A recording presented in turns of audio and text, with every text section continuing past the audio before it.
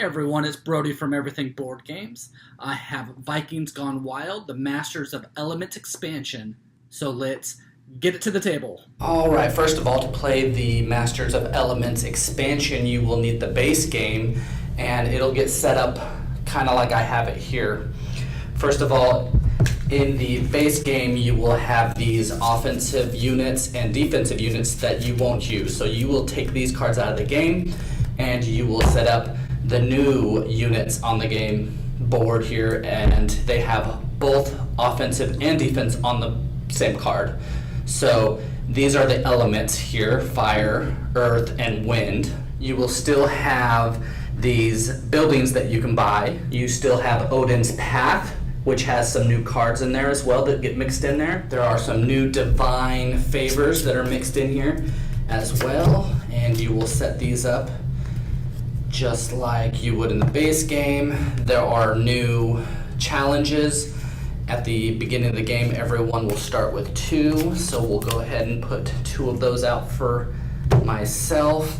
And then we have some new challenge cards, and so you can choose randomly 2 from the expansion and 2 from the base game.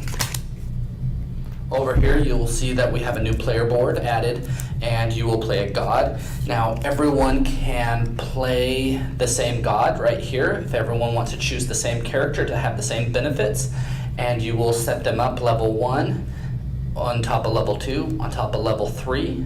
And just like your town hall, which you can upgrade with gold, you can upgrade your god with beer. And so you will be able to untrigger or unlock some of the benefits of these guys. Or if you don't want to play with the same person, you can pick from all sorts of asymmetric characters that they have for the game, which are pretty neat. I want to play with this character here, and then everyone is going to get 4 of these cards here. These cards are the artifact cards, and what you're going to do is you're going to draft these at the beginning. So you're going to take one, pass it to the other. You're going to get a new group of 3, and let's see, you're going to take one out of that, pass it along, and then you'll take one of the last ones, and I'll do that one. So you're going to draft your artifacts cards. The rest will be out of the game, and these are the ones that you can untrigger. So just like the base game, it'll follow the same thing, except for adding this part right here, which I will kind of explain. On the production phase, we're going to be able to produce either a water element, an earth element, or a fire element. These elements have to go on one of your buildings, and so I'm going to do one now at the beginning of the game to make this building a certain element. And so if I look at my cards, well, I have a lot of water, so I'm going to come over here and make this a water element town hall. So if we go to the round here, we do the drawing phase, and so just like most deck builders here, you're going to take your 5 cards. Okay, whoops, I did not shuffle these, so. Alright, let's see what we got. So we got 4 beer and a gold. And so just like the base game, you're going to be able to buy things in this area or upgrade, and these cards will be going through your deck.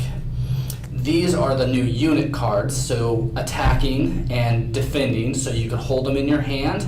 And if someone attacks you, you can use them for defense, or you can attack. Now, attacking is going to give you a lot of points unless someone is going to defend you, because then they are going to take the points from you.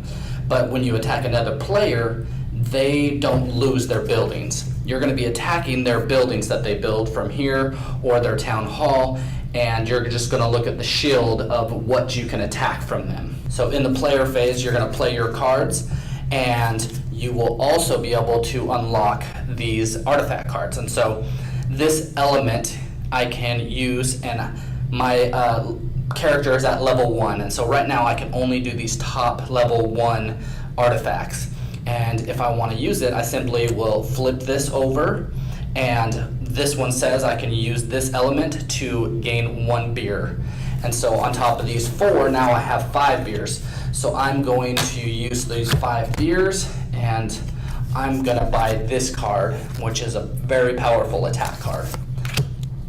I use that, okay, I can't use any more elements, and I'm going to use my 1 gold to start building a beer container. So I will put this in here, and hopefully I can also make this a certain element and unlock some other of these artifacts. Once you've used the artifact, you can only use it once per turn, so it'll get flipped down like that, just like the token. The other players will go. If you don't use a card, you can hold it in your hand. Say there was nothing to buy for 1 gold or nothing that I wanted. Maybe I could bluff in a way, and this could be a defense card, and so maybe someone won't attack me thinking that I'm holding a defense card. But eventually you're going to build up your area. You will upgrade this to pay 3 gold to upgrade it, then 6 more gold, and then there's no building limit. And so you might have a building like this. Let's put these in the discard here after your turn goes, or after the round goes. You know, you'll probably be producing this and holding some of the gold. You'll be producing some gold here, some beer there, and then you're going to be moving these to store them in these areas here. There are other small ways to get points, but after your turn, you're going to flip this over, you're going to produce another type of element. So maybe I want to use this artifact over here, so I need to make that a fire element beer container. And so when I use this, I'll flip it over and I have +1 attack. I can always attack here in the middle of the board. I can attack enemies that are up here on Odin's path, or I can attack other players.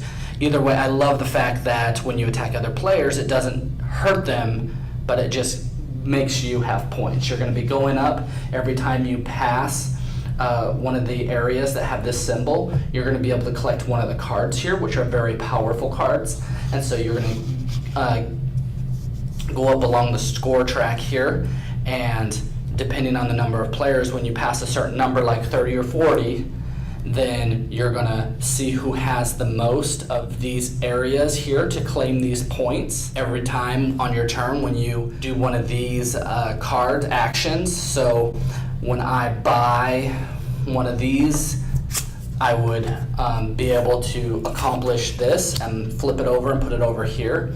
And you can only do this once per turn.